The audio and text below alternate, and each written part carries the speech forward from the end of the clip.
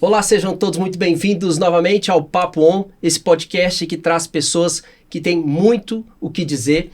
E estamos agora recebendo duas pessoas incríveis. Uma é uma professora que eu tenho o maior carinho, Ana Elisa Ribeiro, professora titular do Departamento de Linguagens e Tecnologia do Cefet-MG. Ela é uma escritora serial, uma pessoa que tem livros incríveis, inclusive de poesia também. É linguista aplicada e pesquisadora do CNPq, ou seja, não é pouca pessoa, né? Entre seus livros mais recentes estão Multimedialidades, Textos e Tecnologias, Linguística Aplicada, Ensino de Português e Em Busca do Texto Perfeito. Ana Elisa, muito obrigado pela sua presença aqui. E também uma surpresa super agradável, ele estava vindo de Portugal aqui para fazer um trabalho, a Ana Elisa vai explicar também o que ele está fazendo aqui, Nuno Medeiros, português, veio para Belo Horizonte, pela primeira vez em Belo Horizonte, professor do programa em Cultura e Comunicação da Faculdade de Letras da Universidade de Lisboa, docente da área de Literaturas, Artes e Culturas e do Departamento de História. Ele é graduado em Sociologia, é mestre em Sociologia Histórica e doutor em Sociologia da Cultura pela Universidade Nova de Lisboa. Ou seja, é uma dupla de peso aqui, muito legal estar com eles, muito obrigado pela presença de vocês. Eu acho que o Papo On possibilita isso, sabe, Ana? Trazer pessoas incríveis e pessoas que a gente vai conhecendo ao longo da nossa vida. A Ana eu conheço há muito tempo, desde um passado onde eu a entrevistei, falando de iPad, que o iPad ia acabar com o livro, ela quase me matou, uma vez que eu fui lá no Cefet falar com os alunos dela. E eu queria começar a partir daí, Ana. A época do iPad passou aquele hype, né, 2010, 2012 ali, muito se falou que o livro ia acabar, ele continua firme e forte, né? Mesmo as tecnologias chegando na velocidade que estão chegando, o livro continua com seu lugar sagrado? Sagrado não, mas com seu lugar, Uhum. Né? E quando você está falando assim, o livro, eu estou imaginando que você está imaginando um livro de papel, aquele retângulo, clássico, né? O clássico. Uhum. Porque esse, né, que a gente imagina primeiro, que está no imaginário de todo mundo, um top one, assim, esse está aí sendo muito impresso, nunca se imprimiu tanto, nunca se editou tanto, nunca se publicou tanto, nunca teve tanta editora pequena, independente, fazendo justamente livro impresso, mas em modos de produção diferentes. Então, por exemplo, você tem um povo que publica numa escala super industrial, trocentos mil exemplares de idênticos, e tem uma galera fazendo ainda tipografia, numa escala pequenininha, de propósito, eu quero fazer 100 exemplares, eu quero fazer 200 exemplares, de um jeito mecânico. Então, assim, o livro tem muitos jeitos de existir, eles estão aí, assim, sem ser muito incomodados ainda. Um monte de gente, inclusive muitos jovens, preferem, na hora que você pergunta em pesquisas, assim, você prefere ler em que a meninada fala, eu prefiro ler aqui no papel. Uhum. Mas é uma mistura hoje. Tem outras formas de livro, outros jeitos do livro existir, chamado de livro também, às vezes mais como metáfora do que como uma coisa que parece com a outra, né? Uhum. Mas que fica chamando livro. E que também estão ocupando seus espaços, mas não chega a ameaçar. Naquela época do iPad, o iPad não pegou, você sabe disso. Né? O iPad virou um negócio esquisito e o telefone, o smartphone tomou o lugar. Tomou tudo, né? Ocupou todos os espaços e começou a fazer bem num espaço menor o que aquilo podia fazer. Mas tem um monte de gente fazendo livro nativamente digital, vamos dizer assim. Né? O livro não tem outra materialidade. Até pensado para o digital. Pensado para o digital. Tipologia, aqui no Brasil tem muita gente estudando, principalmente no infantil. Uhum. Que é interessante também. Tem uns gêneros, assim, de escrita, e principalmente literários, que experimentam mais, sabe? O pessoal que vai meio na frente para olhar. O infantil faz muito isso, pessoas que experimentam essas tecnologias e criam coisas. Aí até não chamam editoras, às vezes chamam assim, publicadoras, empresas de tecnologia, escapa um pouco da coisa da editora, porque é uma programação, é um outro negócio. Às vezes adaptado, às vezes original. E tem o pessoal da poesia, que também costuma sair na frente, assim, nessas coisas. Nesses formatos que vão lá mexer, na época, sei lá, outras épocas com outras tecnologias, coisas eletrônicas, não necessariamente digitais, experimentações. O Brasil também tem Um monte, tem em todo lugar aí. O professor Nuno é especialista em edição também, né? O que você pensa nisso, professor, em relação a esses novos formatos? São válidos? Eu acho que quanto mais gente lendo, melhor, né? Mas esses formatos também não acabam descaracterizando um pouco essa característica que talvez seja intrínseca da leitura, que é contemplativa, mais quieta, silenciosa, sem os pop-ups, sem interrupção dos avisos que acontecem o tempo todo com a gente? Bom, há uma expressão bem portuguesa que diz assim, não é possível parar o vento com as mãos, não é?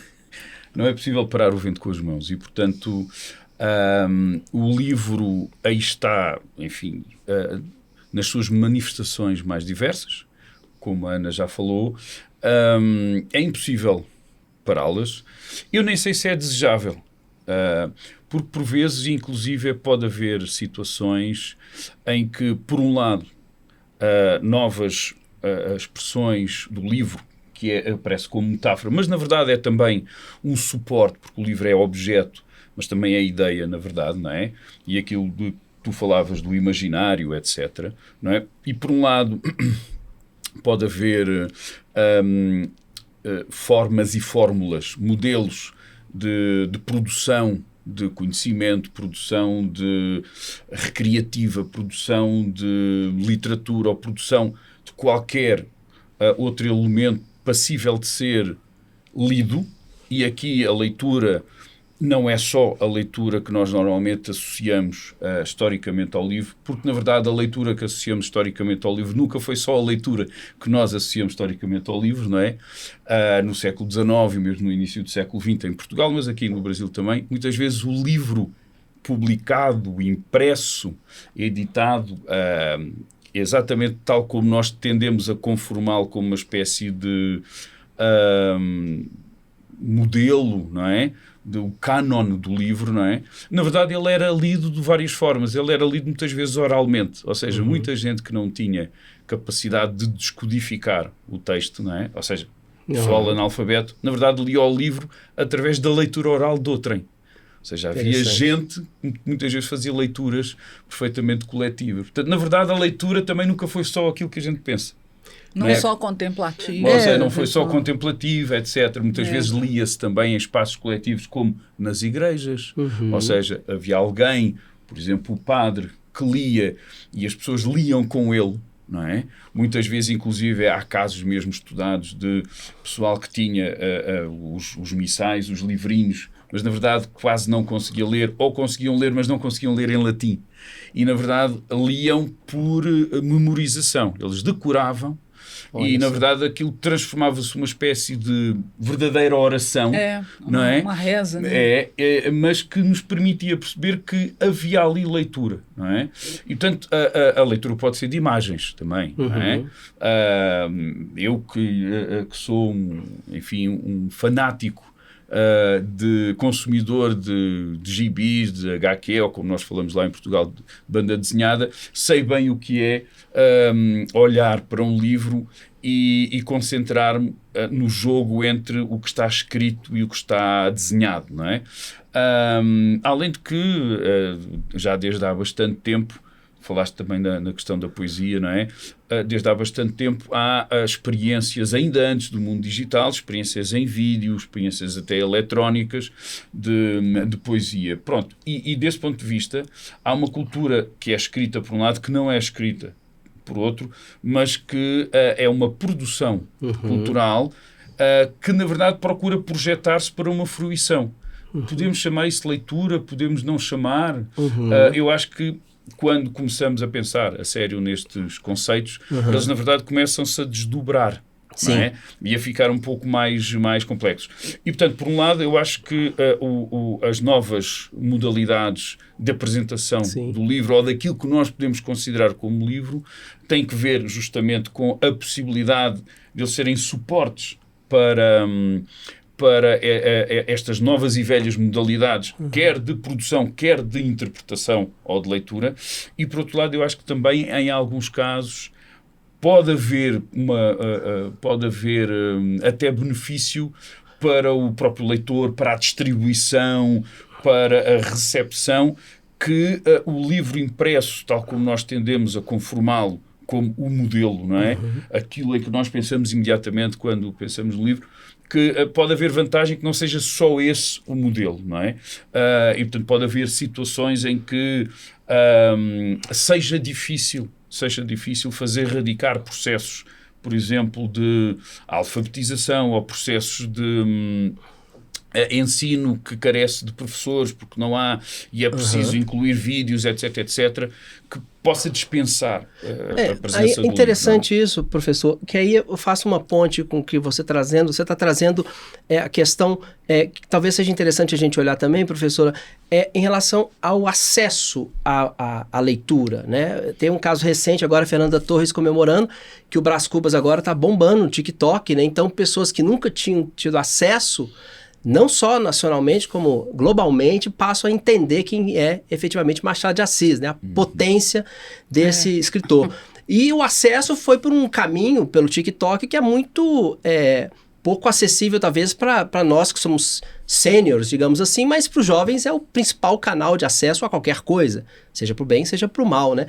Então também está tendo uma reconfiguração aí, né, professora, em relação a esses locais onde que as coisas estão trazendo os grandes leitores, os grandes escritores, formando gente com essa capacidade de ler livros tão legais. Eu não sei até que ponto isso vai durar, né? Que é uma coisa que a gente queria muito, eu estou falando a gente, professores, que tentam fazer isso a vida inteira e não conseguem, quer dizer para a galera que o cara é bom, Machado de Assis é bom, o Brás Cubas é legal. Ih, aquela moça antiga, fica falando desses caras, nem existe, ela morreu. Então, assim, na verdade, ninguém escuta, mas eu nunca a gente tá aí, nunca vi ele num filme novo da Netflix. Como é que ela chama a moça? Ela tem um nome, Novak, né? O sobrenome dela é Novak. Ela, na verdade, está uns 100 anos atrasada Mas tudo bem, né? Pelo menos ela ótimo. chegou, eu achei né? sensacional o Brás Cubas subir no top de vendas, né? Ótimo, só que podia durar, né? Então, assim, a ideia primeiro que a gente tenta fazer isso a vida inteira e fica uma picuinha, né? Aí ela vai lá, fala um negócio, todo mundo compra. Primeiro, eu quero ver todo mundo comprar e ler, né? E segundo, que uma preocupação é que as pessoas sejam leitoras e não estejam leitoras.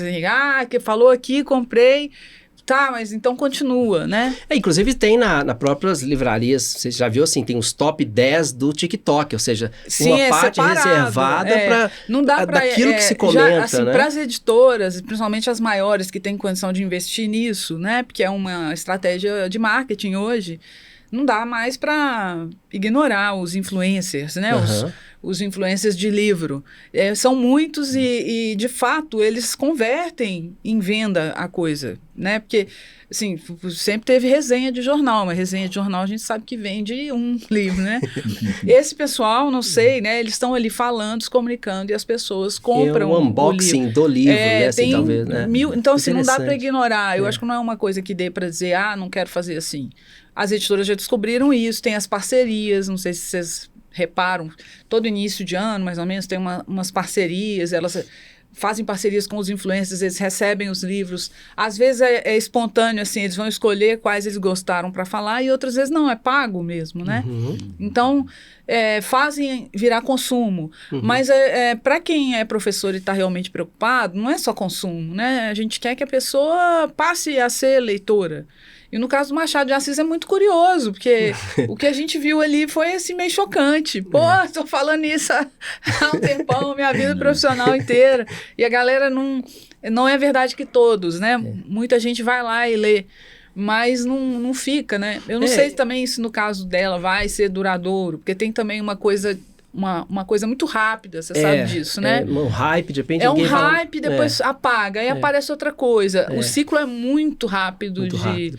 Você falou uma coisa aqui A gente fez uma pesquisa com jovens de ensino médio, está publicado numa revista da USP, chama Sem Modo Avião.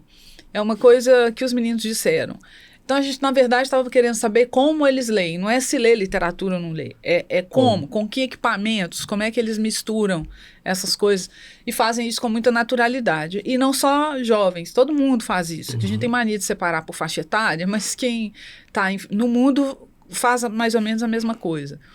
E aí eles dizem o seguinte, que Teve uma pergunta parecida com aquela coisa que você falou da contemplação e das interrupções de notificação.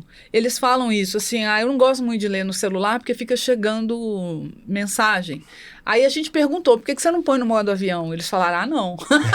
Né? Ele não quer, ele quer mesmo ser interrompido, mas ele identifica que aquilo atrapalha é um problema. Na hora de ler. Mas eles fazem uma coisa que é assim, que tem a ver com a nossa vida diária.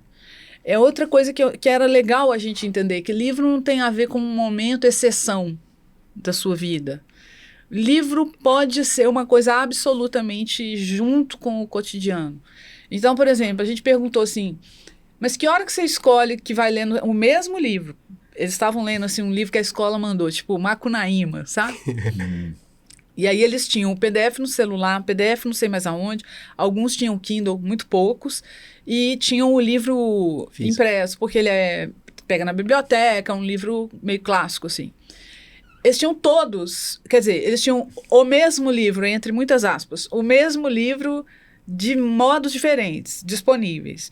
E aí a gente perguntou, que hora que você escolhe? Né? Essa hora eu vou ler o impresso, essa hora eu vou abrir no meu celular, depende do que eu estou fazendo. Eles deram muito exemplo assim, quando eu estou no ônibus, eu pego o ônibus lotado aqui da escola para casa, então eu não consigo ficar sentado. Olha só o nível de... Eu não consigo ficar sentado, aí não dá para ler o livro impresso em pé, mas o celular eu consigo.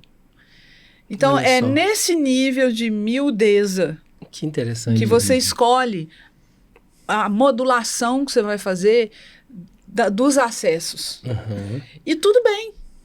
A gente tem uma visão meio concorrente, sabe? Como se para fazer um tivesse que abandonar o outro. E os dispositivos perceberam isso, né? Você começa a ver um filme na Netflix, você para ali, vai para outro lugar, muda, ele continua onde você parou, exatamente. Né? Essa então, possibilidade assim, de eu migrar, acho que a né? gente tem uma coisa de concorrência na cabeça que atrapalha olhar o que está rolando.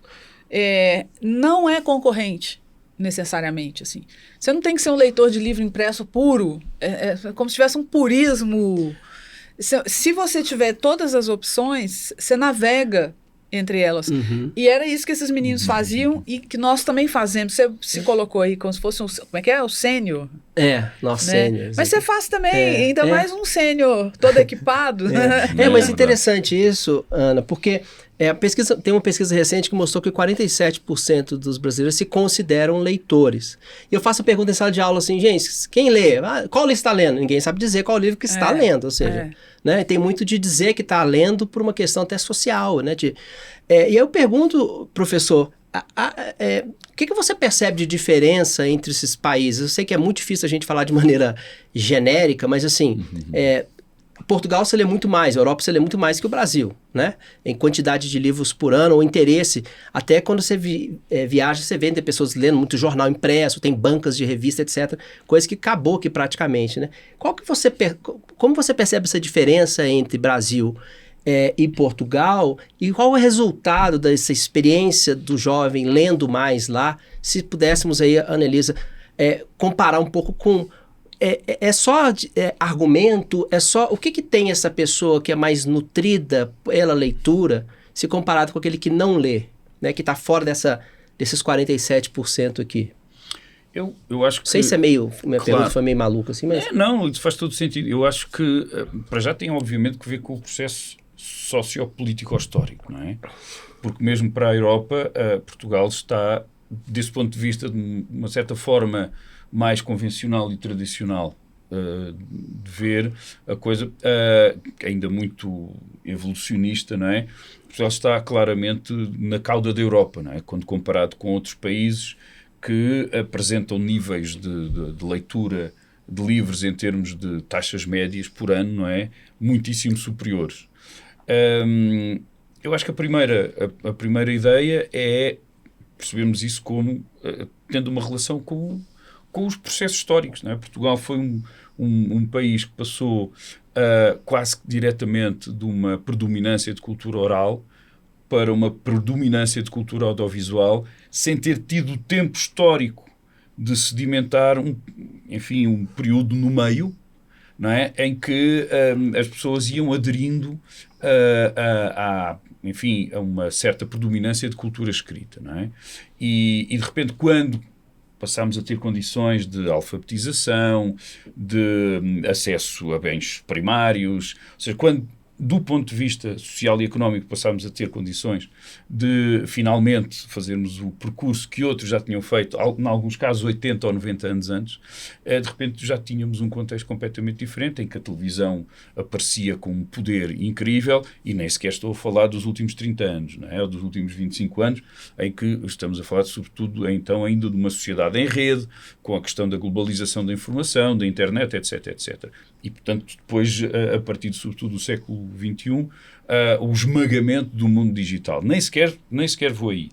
Ou seja, portanto, eu vou virar a sua pergunta para dizer, bom, Portugal também na comparação com o resto da Europa também não fica propriamente muito bem na foto, não é?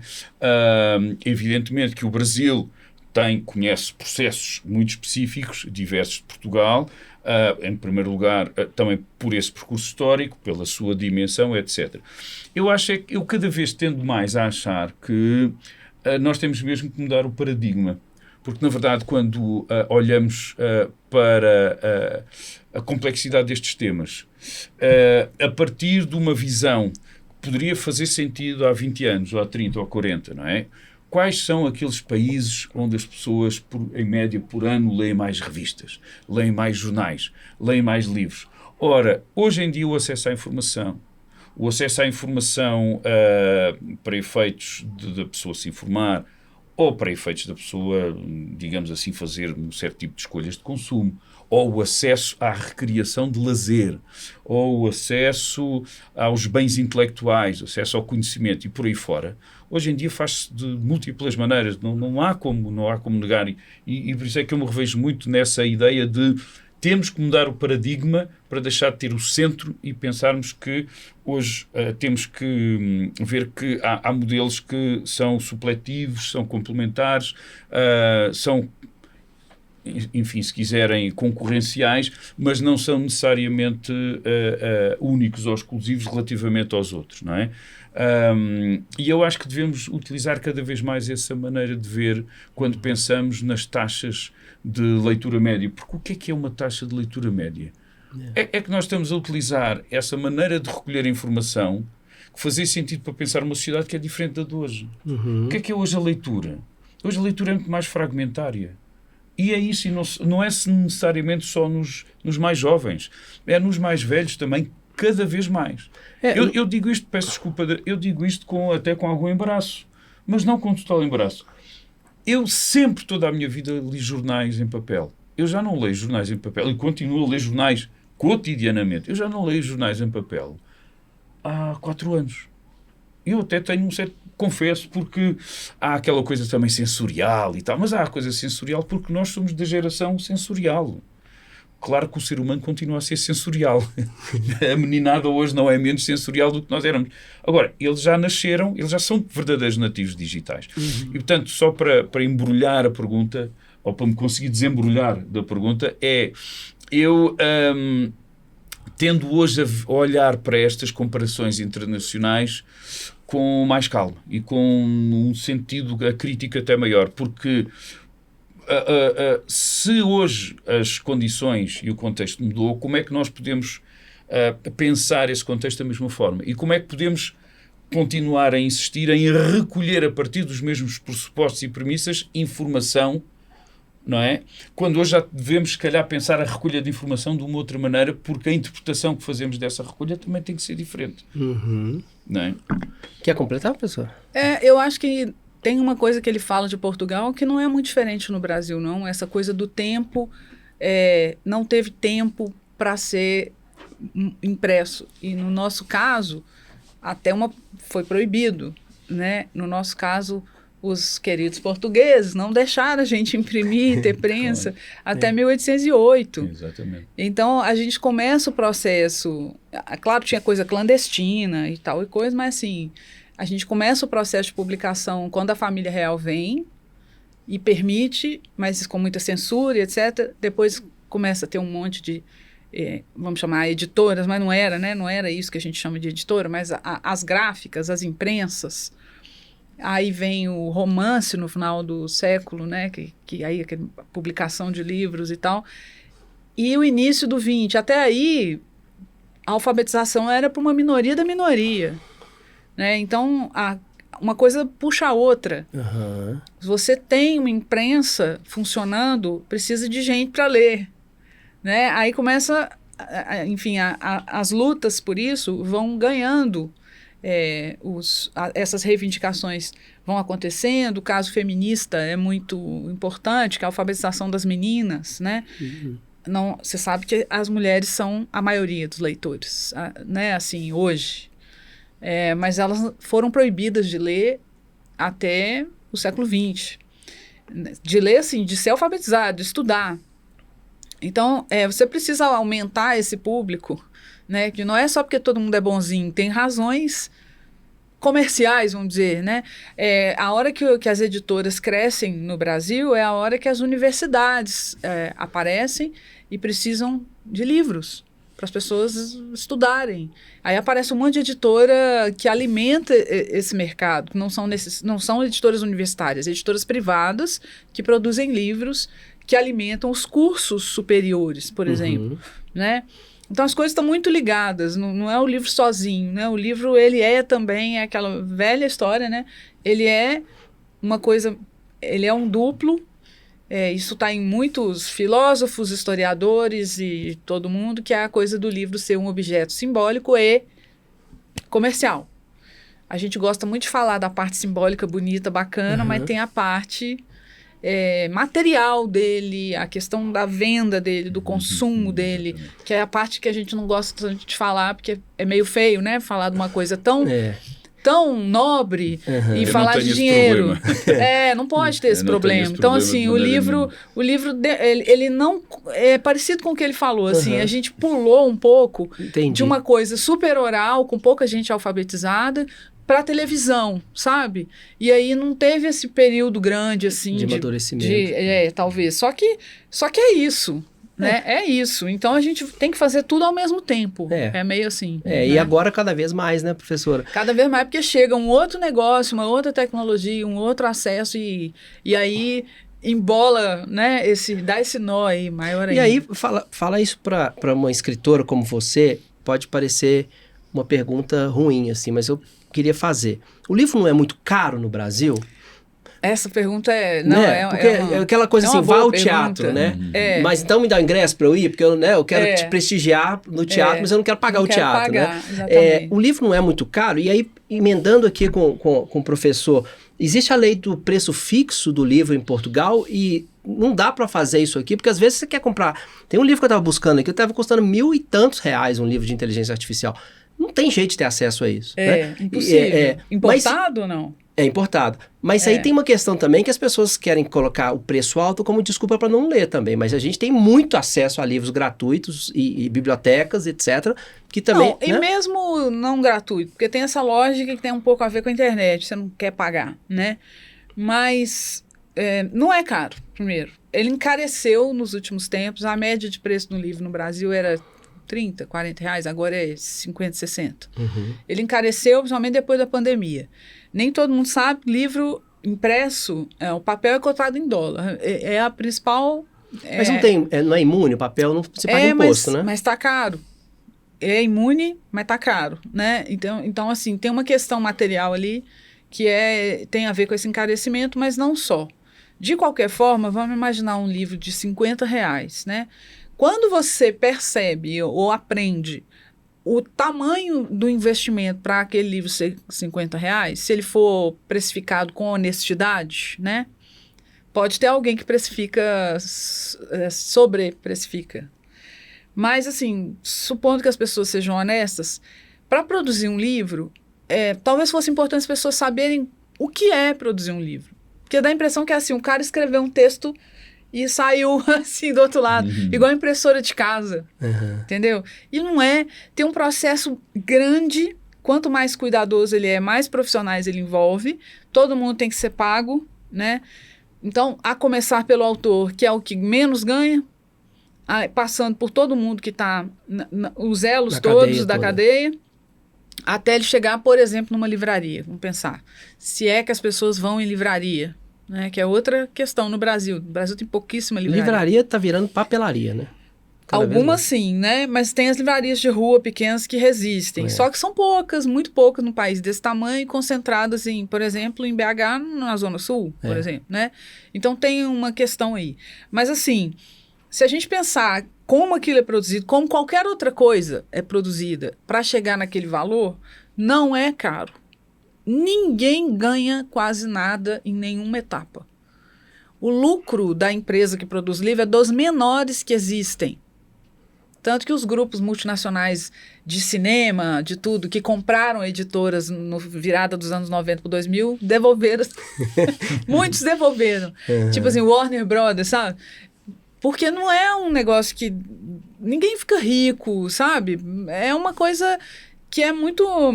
Ela é muito racional, assim. Então, assim, aquele preço ali não é por acaso, se ele for calculado direito. Agora, a questão que eu acho pior não é como precificou, é o valor que a gente dá. Porque, definitivamente, perto de tudo que você consome na sua vida, livro não é caro. Depende, então, assim, quantas vezes você vai ao bar, quantas contas de bar você paga, o que você compra. Né? Tudo que você compra, de escolha, tudo que você consome, mesmo de cultura, né? Quanto que é o ingresso ao cinema? Só a pipoca é mais caro que o cinema. A pipoca é mais caro que o cinema, né?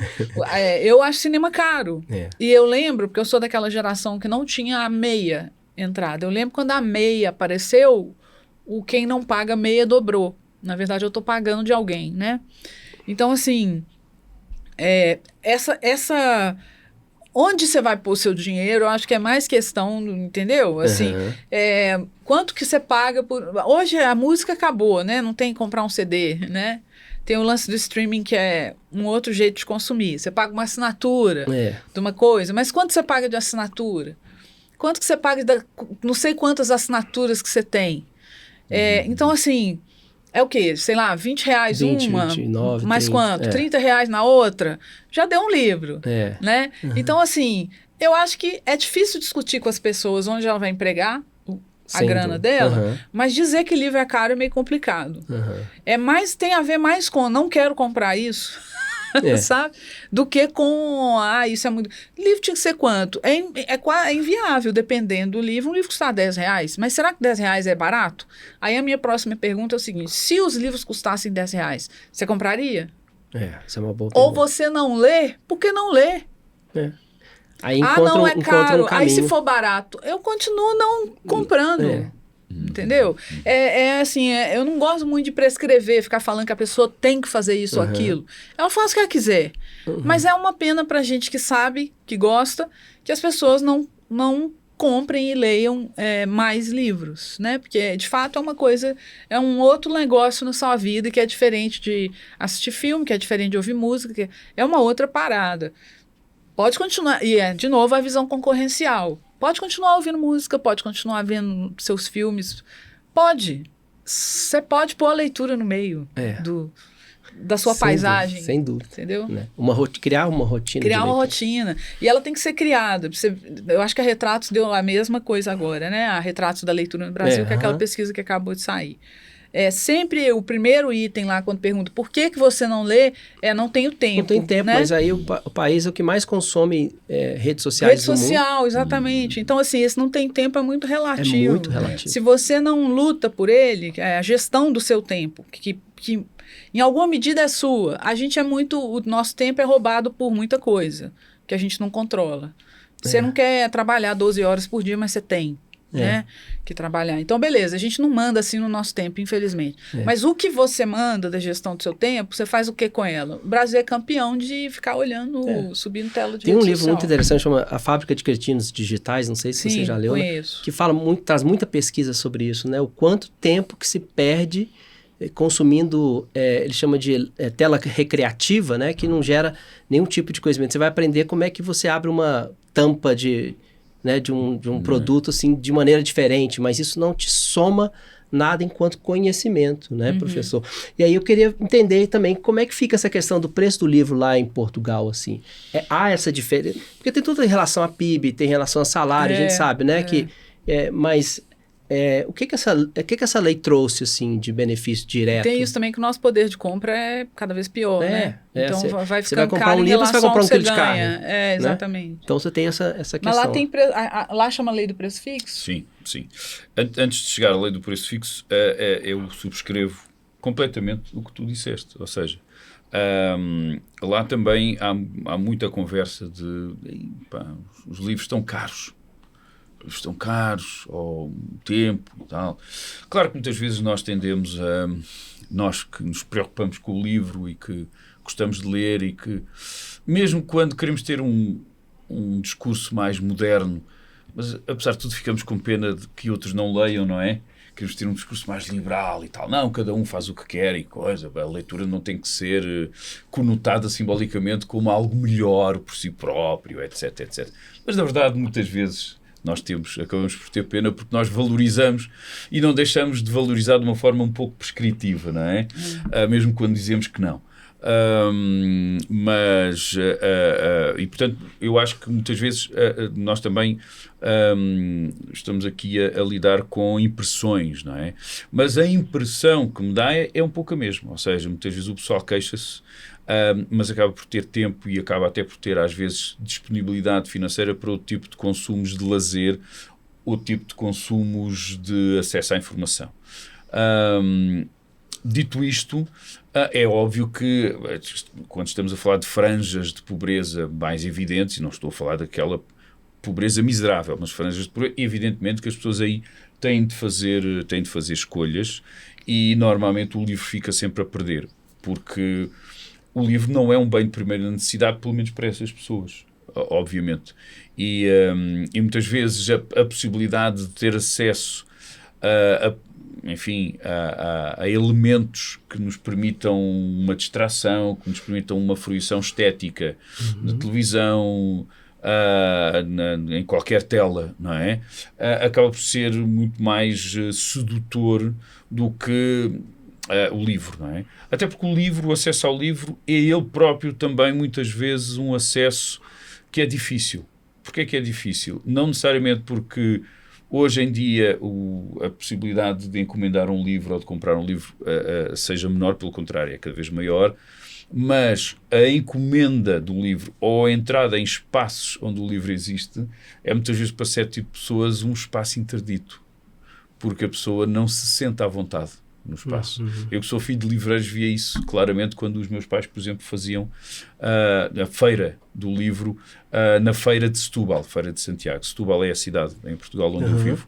E eu lembro perfeitamente que aí nós tínhamos assim uma espécie de barracos, de stands, de espaços na rua, ou no resto, juntos com o resto dos espaços da feira, não é? Os carrosséis, as coisas todas, e víamos perfeitamente que havia pessoas que até se afastavam um pouco, porque eu acho que havia um certo desconforto porque não estariam habituados e viam inclusive o livro como um bem que não era para eles. E que não era para eles não só porque eles não têm esse hábito, mas como não era para eles, porque era como se fosse para uma espécie de classe diferente da classe deles. Não é? Portanto, há aqui vários ingredientes nesta sopa. Não é? Eu acho que há mesmo vários ingredientes desta sopa. Mas sim, há a questão do dinheiro e há a questão do tempo, que são, digamos assim, os grandes argumentos que são dados internacionalmente por muitas vezes quem não tem o costume, o hábito,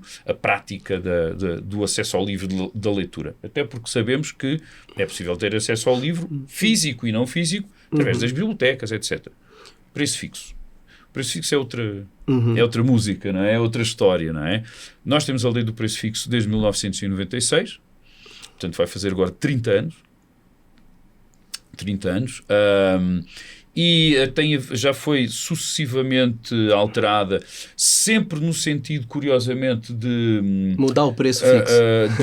É sempre. Sim, e de proteger um pouco mais, curiosamente. Já foi mudada 3 vezes e, portanto, temos já uma história de 4 diplomas, o último de 2021, e é uma lei que é um caso misto. Ou seja, tem tido sucesso na medida em que tem evitado que as coisas fiquem piores. Não tem tido o sucesso que era previsível ou que era desejável. A lei do preço fixo serve essencialmente para quê?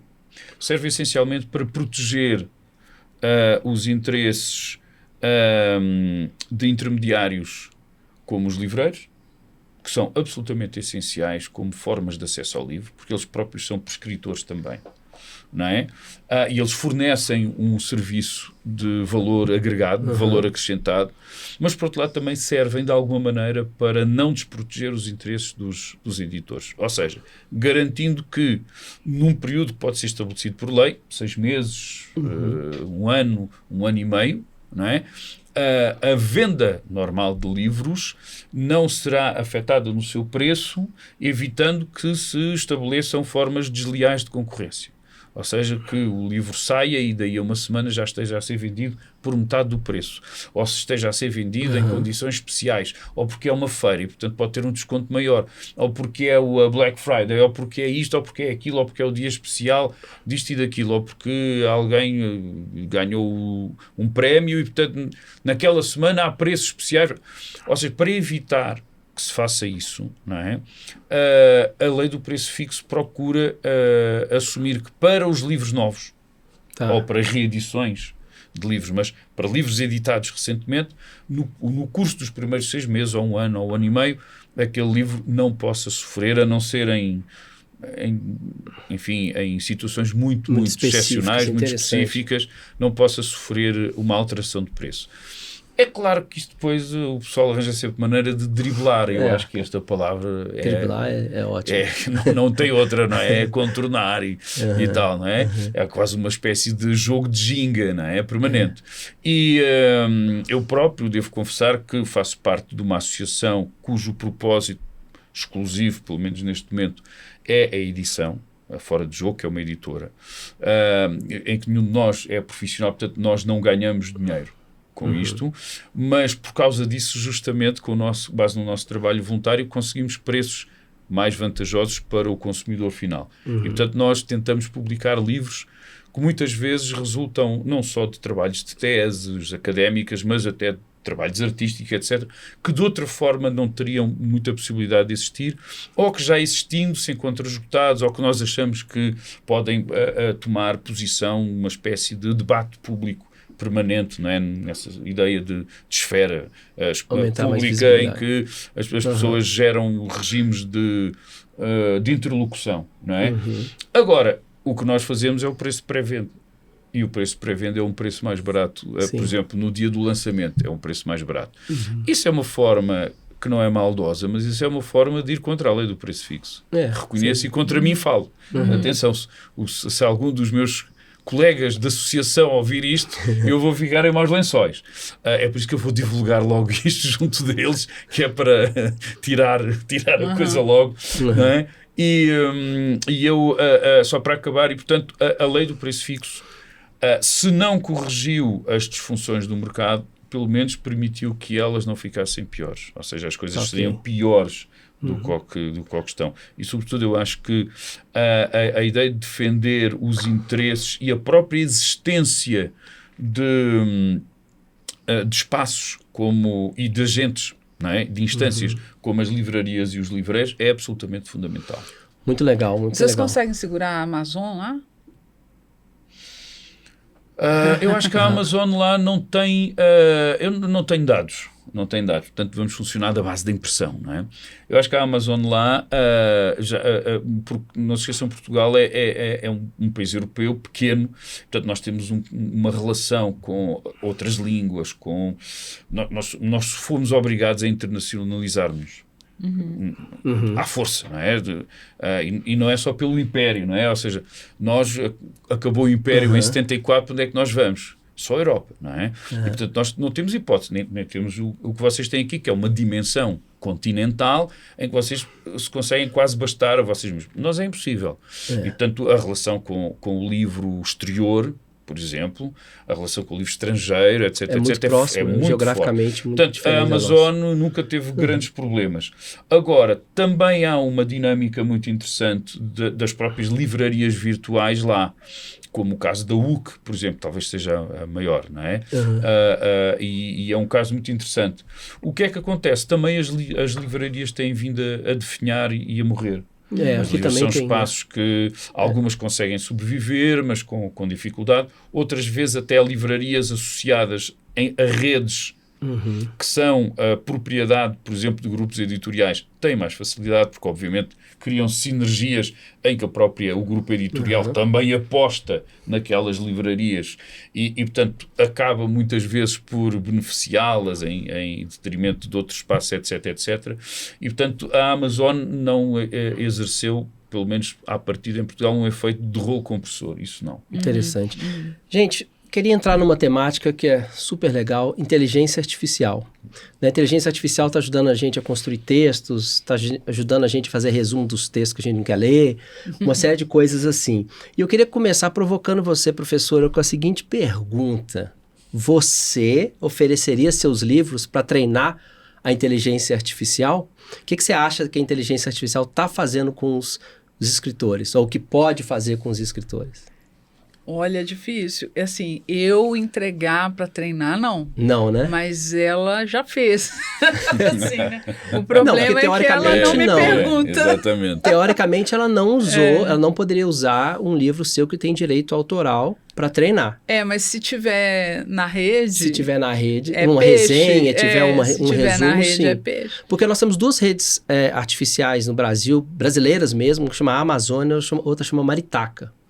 E aí uma das questões interessantes é, para essa rede ficar inteligente, ficar efetivamente útil para nós, ela precisa ser treinada com bons textos, né? Por isso que eu provoquei, assim, porque a gente está pegando o modelo que é de fora, do ChatGPT, por exemplo, que já foi treinado com milhões e milhões de livros disponíveis pela política deles lá, e a nossa é diferente, né? Então, como que a inteligência artificial está mexendo aí com o mundo editorial, professor? Não, o mundo editorial está discutindo isso o tempo todo. Também, e principalmente, talvez, por razões éticas, né? Tem a coisa da inteligência artificial usar e o direito autoral ser ignorado, por exemplo, que acontece. Tem uma coisa um pouco meio fraudulento, assim, o cara faz o livro com a inteligência artificial e não avisa, né? Então, o mundo editorial já entendeu que não tem para onde correr. Tem que enfrentar. Mas tem que regular. Então, alguns casos ficaram famosos. Teve um ano aí, 2 anos atrás, talvez, não sei se você acompanhou, o Prêmio Jabutica, o maior prêmio do Brasil, colocou entre os finalistas uma capa de livro feita com inteligência artificial. Aí o pessoal reagiu e o Jabuti, então, desistiu, retirou essa capa e subiu uma pessoa humana, né, uma outra capa. Qual que é o problema disso? Aí o pessoal da tecnologia vem discutir que também é arte, que não sei o quê, que tem que... né? Então, beleza. O que acontece é que você tem que saber. Né? Então, a discussão é meio no sentido... É meio no sentido, assim, de... vamos regular, então. Você tem que avisar. Isso está acontecendo até no mundo acadêmico. Você tem que avisar. Usei inteligência artificial desse jeito para fazer isso aqui. Essa parte do resultado foi feita assim. Então, é mais no sentido de não ser uma fraude, de você não assumir coisas que você não fez, do que propriamente de dizer não vou usar, não tem. Porque não tem muito jeito mais, né? Eu te fiz uma pergunta há muito tempo atrás, eu vou fazer ela de novo, agora 2.0, né? Porque agora tem inteligência artificial. Você dizia numa época, numa entrevista nossa, que era impossível uma inteligência que pudesse escrever como Cecília Meirelles. Já mudei de ideia. É isso que eu queria. Aprenda como Machado de Assis escreve. Escreva agora outro. Escreve porque do jeito que ela está hoje, generativa, você sabe disso, ela calcula de um jeito que a gente não calcula. Ela pega tudo do Machado de Assis e o Machado de Assis tem o que a gente podia chamar de um estilo. Né? Que é como ele compõe, né, basicamente. Como ele combina. Ela vai lá, faz um cálculo de probabilidade, ele combina assim. E aí você começa a produzir uma sintaxe, por exemplo, super Machado de Assis. né? Ou Clarice Lispector, como que ela usa metáfora? Ele calcula. Então ele consegue te dar um texto que soa. Não foi a Clarice que fez, nem o Machado, mas soa. Eu já fiz isso de pedir, faz um poema aí, tipo o fulano. E ele vem com um negócio, é até engraçado, você vê o que ele acha que é o fulano, o que ele pega dali, né? Então, assim, hoje dá para fazer e dá para parecer, né? O que eu acho que é o problema é que a gente tem que... Alguém humano tem que olhar para aquilo e saber que não é, ou avaliar, ou a gente mudou de patamar em termos de sofisticação do que o humano faz com aquilo. Né? Então, uma coisa é ele te cuspir lá um texto bom. Um texto bom, por exemplo, ele faz redação do Enem melhor do que a maioria absoluta dos jovens. Porque existe uma fórmula de fazer. É uma fórmula. Então, assim, quanto mais... Até para corrigir deve ser o próprio inteligência artificial. Aliás, é algorítmico, no sentido assim, nem precisa da IA, porque já era meio algoritmo. Os cursinhos fazem coisas terríveis com isso. Tipo, palavras que você vai usar para articular são todas iguais, inclusive os meninos estão usando coisas assim horrorosas. Outrossim, odiernamente, destarte, voltaram. Porque é uma fórmula horrível, ridícula, mas... Que atende ao algoritmo. Que atende aquele negócio ali. Bom, eu acho que não engana nenhum avaliador, mas... Humano. Mas, assim, é isso. Não ensinar a escrever, é ensinar uma fórmula, num sentido menos criativo. Então, assim, mas sem ser isso, vários... Por exemplo, o Senado Federal, a Assembleia Legislativa, que tem um monte de uso de IA... que é assim, você produz a parte repetitiva do texto. Muitos textos são fórmulas, né? Então, um texto de projeto de lei, por exemplo, é uma fórmula. Para que você tem que repetir tudo aquilo? Você faz o prompt, ele te dá a parte... O esqueleto todo ali. O esqueletão. E o conjunto humano que está ali, né, a galera que é gente, vai trabalhar na sofisticação, na análise do discurso, numa escolha melhor de palavras, uma coisa que a máquina não consegue fazer com essa sutileza. Tá cheio de coisa fazendo isso seriamente. Então, assim... eu acho que a gente não vai recuar ou não vai conseguir recuar, mas precisa entender o que é, porque é um pouco obscuro ainda, como é que funciona, né? Que hora que você usa de um jeito honesto e que hora que é desonesto, porque é um código que ainda está negociado, está sendo negociado, né?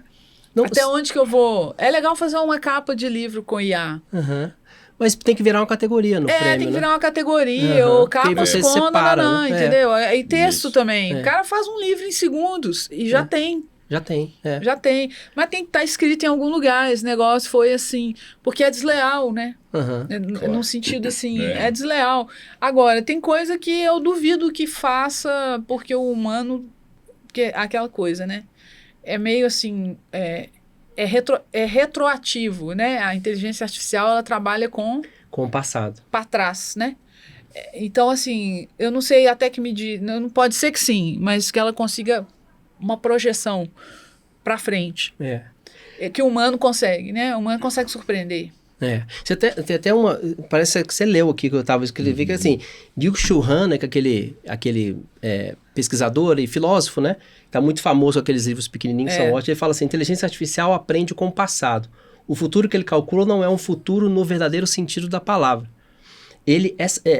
Ela é cega para eventos, né? Então, acho que essa dificuldade da inteligência artificial está em pegar a Annelise em tudo que ela já... Não só que ela escreveu, mas tudo que ela não escreveu, mas que ela experimentou para criar um novo livro, né? E a gente muda, né? É tipo assim, você pegar meus livros lá de poesia, tem uma mudança de fase.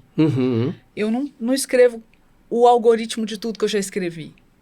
Você, né? Se reinventa. Tem hora que você muda de jeito, assim, aí eu não sei se ela consegue fazer essa previsão ou nessa direção. Mas a minha preocupação talvez também seja, professor, queria ouvi-lo um pouco, a gente está chegando no final do nosso podcast também, mas queria uma opinião sua sobre quando você começa a escrever um texto mais superficial que a inteligência artificial, ou seja, a inteligência artificial começa a escrever um texto mais superficial, a pessoa lê e se dá por satisfeita. Então, é aí que tá. Aí acho que é aí que tá o problema, né? Porque aí não tá ótimo, é o que eu queria mesmo, tá bom, não preciso de muita profundidade. Eu vivo brincando com ela. Então, eu até mostro isso nas palestras e tal. Nunca acertou nenhum livro que eu escrevi. Nunca. Eu boto lá, eu peço uma coisa para ela, ela coloca lá. Ana Elisa é uma escritora. Primeiro ela escreve um texto absolutamente superficial. Sabe gerador de lero-lero? Que já tinha, né? Gerador de lero-lero. Ela faz um gerador de lero-lero, tipo assim, é uma escritora que aborda questões humanas. Quem que não aborda questões humanas? Né? Então ela faz uma coisa bem lero-lero e no final ela fala, seus livros são... Bota lá 5 livros que eu nem sei... Olha só. De onde ela tira. De onde ela tirou. Então, não sei se alucina, inventa. Aí eu vou lá e falo pra ela assim, tem certeza que são esses livros? Desculpe. Aí ela dá aquelas respostas, né? Desculpe, não são esses. Na verdade, Ana Elisa Ribeiro escreveu esse. E me dá mais 3 errados. Mas que você sabe que tá errado, mas ele pode convencer outra pessoa. Eu sei que tá errado, Exatamente. mas eu sei que tá errado porque eu sou uma pessoa formada. Bom, primeiro porque foi eu que escrevi. Mas se fosse, né? Se fosse de outra pessoa, fizesse uma pesquisa batido, né? Passa batido. Se você não é a pessoa que leu, estudou, e leu em outro lugar e viu outra fonte, não amadureceu. Ela confia naquela. Não, desculpa, eu errei mesmo. Perdão, eu errei mesmo. Aí coloca outro livro e você fala, não, agora ela tá falando certo. Aí você pode dizer pra mim assim, mas na nossa infância a gente copiava a Barça. Você lembra? Lembro. Você não lembra? Você não lembro com o papel. A gente copiava sem questionar. Né? Sem questionar. A lógica é parecida, assim. A professora falava, pesquise as abelhas. Aí você ia lá na Barça, escolhia lá a abelha. Ficava dias copiando, porque a abelha é um negócio enorme na Barça. Não sei se você lembra, porque isso é traumático. Aí você copia a abelha dias. Sem nem saber o que você está copiando. Copia, entrega e ganha 10. Porque você foi lá, copiou. Isso era assim, tem muita escola que é assim ainda. Hoje, o cara não precisa da Barça, ele vai lá e fala, abelhas, né? Aí, claro que o prompt não é esse, mas ele vai te dar um textão sobre a abelha. Só que não tem a curadoria que a Barça tinha. Nem do Wikipedia, por exemplo, exato, que é mais ou menos dá uma certa curadoria. Ou seja, você está completamente assim, sozinho. Você comprava aquela história da Barça sem questionar, mas a Barça era uma enciclopédia, assim, assado, tinha uma chancela, que blá, blá, blá. Tinha gente que tinha ganhado o chat prêmios GPT ou o que seja, não tem nem isso. Não tem, você não sabe de onde veio. E não tem um compromisso com Não tem compromisso com... Então vai sair um negócio ali falando de abelha, que pode, na verdade, estar falando das libélulas. E... beleza, você leva, entrega e não tem... vai passando, passa de um para outro e você pode acabar num congresso internacional de abelhas e tá todo mundo aplaudindo. Aplaudindo, exatamente. Até que alguém levante a mão e fala, opa, tem alguma coisa errada aqui. Como é que fica isso, professor, pra gente fechar nosso incrível papo? Eu gostava de saber, se eu soubesse, se calhar até desistia de ser professor e ia para o bem bom, não é? Eu acho que é óbvio que estamos numa fase de transição. Nós agora, há uma certa aceleração que não é só tecnológica, é também uma certa... Ou seja, ao contrário do que o Fukuyama dizia, não há nada ao fim da história, pelo contrário, há, pelo menos num certo sentido e em alguns contextos, uma espécie de uma aceleração da história, não é? E pela via tecnológica, mas não é só tecnológica, porque na verdade a tecnologia também é tributária de muitas outras coisas, da política, da finança, da possibilidade dela própria existir, da aceitação, do facto de vivemos numa sociedade de consumo e, portanto, há muita tecnologia que aparece e que depois, por simplesmente, morre sem que tenha sido objeto de captação por parte do consumo, e há outra que consegue, antes do ChatGPT já havia outras hipóteses, e há outras hipóteses. Aliás, nós já utilizamos, até do ponto de vista textual, a inteligência artificial há muito tempo, quando nós pegamos no celular e queremos mandar mensagem, ele já adivinha o que é que a gente vai... Claro, evidentemente. Mas isso não nos chateia nada, não é? Não, a gente passa vergonha, às vezes. Sim, às vezes, exatamente, porque a gente nem vê bem. Exatamente. E, não era isso que eu queria. E então há que editar o texto quando a outra pessoa, desejavelmente, ainda não viu. Mas eu acho que nos habituámos a viver em períodos sucessivos e às vezes até conflituantes de transição. é óbvio que isto é uma transição. Nós não sabemos para onde é que vamos. Sabemos que nunca vivemos uma coisa assim. Porque hoje, se falamos em inteligência artificial generativa, que era uma coisa que não falávamos há 6 anos, não é? Eu não sei o que é que vamos falar daqui a 6 anos. E quando a inteligência artificial começar a ensinar a inteligência artificial? Que é a superinteligência, que está para chegar aí daqui a 2, 3 anos. Né? Quando isso... E eu não sei até que ponto a dimensão não experiencial, mas uma dimensão mais próxima do que, enfim, por economia de expressão me ocorre falar de emocional, não é? Emoção. E quando houver a possibilidade de quase que fazer uma espécie de émulo, de replicação, ainda que, enfim, muito longínqua, mas de algo parecido distantemente com a emoção. E quando isso for sendo incluído e inserido no processo de geração de inteligência artificial. Eu não faço ideia.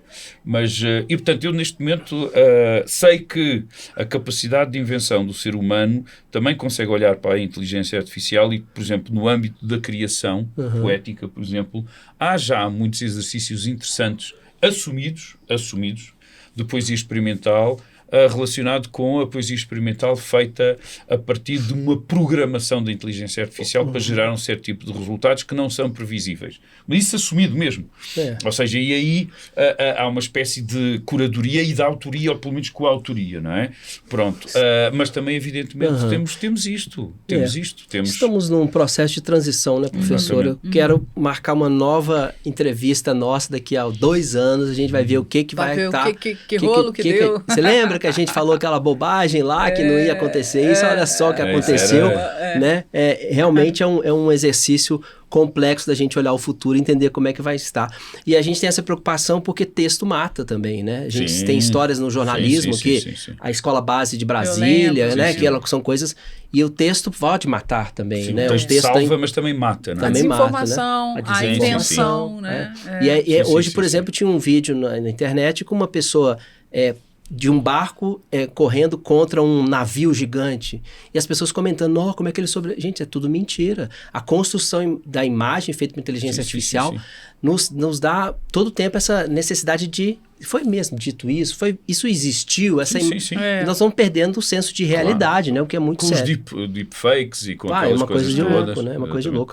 Eu poderia ficar aqui a tarde inteira, mas eu sei que vocês têm compromisso. O professor está aqui dando aula no Cefet também? É no Cefet? Até é bom falar isso. Ele tem 2 coisas legais. Ele veio para o Brasil por uma parceria do Cefet Minas com a UFMG, na Escola de Belas Artes. Ele está dando um curso aqui sobre edição, livro e tal. O curso está sendo num espaço aqui da Biblioteca Pública Estadual, que é uma apoiadora nossa, foi muito legal. E também veio lançar um livro. Um livro por uma coleção chamada Pensar Edição. O título é Livro, Inovações e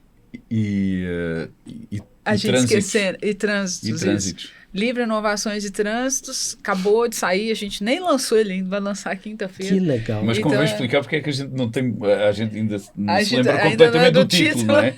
Porque o título era para ser um e depois foi outro, não é? E até ficou bem melhor com esta substituição. É um livro, o primeiro livro dele no Brasil, assim, né? O prefácio foi seu. Foi. Eu vi lá o seu prefácio. Eu tive acesso pela Amazon ao prefácio, porque pedacinho eu que provoquei, eu que pedi, eu que... Que legal. E o trabalho dele a gente já vinha lendo. Foi inteligência emocional. Foi, inteligência emocional, exatamente. A gente já conhecia o trabalho dele aqui, um interlocutor importante para nós, mas na forma de artigos esparsos, estão em revistas de outros continentes até.